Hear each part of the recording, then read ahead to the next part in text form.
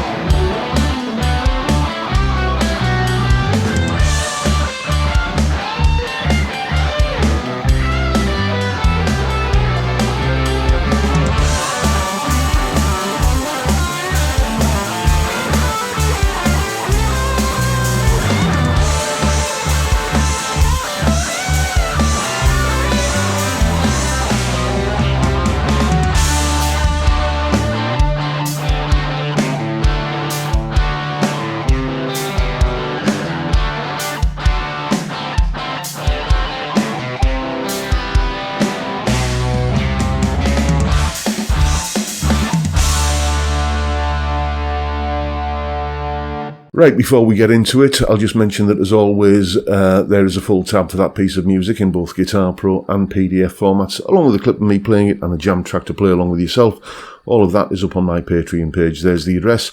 Link in the description. As I'm sure you know by now, £3 or $3 a month gets you access to all of these additional goodies that go along with these YouTube videos. And obviously a massive, massive thank you to everyone who supports me in that or any of the other ways, all of which are downstairs in the description. In terms of settings there, for the crunchy, power chordy, riffy sort of stuff, the Blue Guitar Amp 1 Mercury Edition, and when I wanted to, kind of go into a bit of a shouty solo-y kind of bit, it was the new Ex-Horseman pedal going into the front end of that. For the cleaner parts, normally I just kind of roll the guitar's volume back, but both of these guitars I just think sound better through the dedicated clean channel on the amp. It's there, I might as well use it. So I was using the very Fendery clean tone on the Blue Guitar Amp 1 for the cleaner parts, for the strummy chords and that clean lead stuff. Yeah, I said there'd better be a big difference in tone to justify the £1,900 price difference. And frankly, not only was there very little difference in tone, I would go further and say that if you were blindfolded, you would be hard-pressed to tell that there were two different guitars being played there. To my ears, they sound pretty much identical. Let me know what you think down in the comments. Maybe I should have done a blind test with this video, but yeah, very, very similar sounds, and very similar kind of weights and measures as well. If we take a look at the kind of neck profile and weight and pickup readings and all that sort of stuff for the SE model and compare that with the USA model, you know, the weight, the nut width, the neck profile and the pickup readings, they're all pretty much in the same ballpark, really. You know, they feel remarkably similar to play as well. Not identical, it has to be said, but they are, you know, if you were comfortable on this guitar, then you would find this one, it's the SE, equally comfortable. This USA one does, it does feel different, but not markedly so. It just feels like a much more, dare I say it, expensive version of that guitar, which is essentially what it is. You can tell just that little bit more care and attention has been lavished on every detail. You pick this guitar up and it oozes quality from every pore. It just feels like a proper boutique high-end instrument, which is, you know, what it is. This guitar, on the other hand, the SE, feels perfectly comfortable. It feels perfectly fine. As I say, if you're comfortable on this guitar, you'll be comfortable on this one. But this one, it does feel like what it is. It's been built down to a price, and there's no shame in that.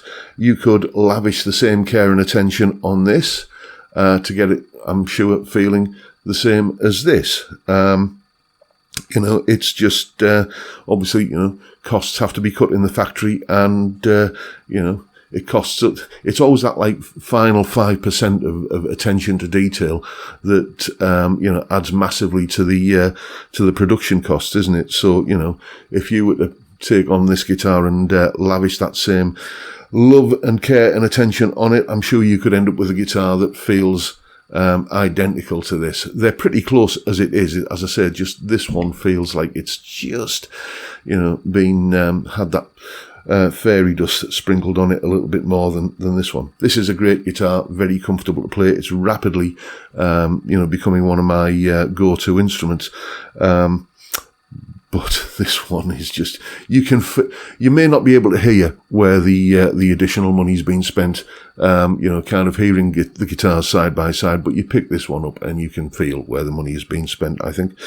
So there you go, folks. That is my comparison between the PRS SE CE24 Standard Satin and its USA counterpart, the PRS CE24. Make of it what you will. Hope you've enjoyed this little shootout between, you know, a budget and a bit more boutique guitar. And if that's the case, please hit the subscribe button and the notification bell if you haven't already done so.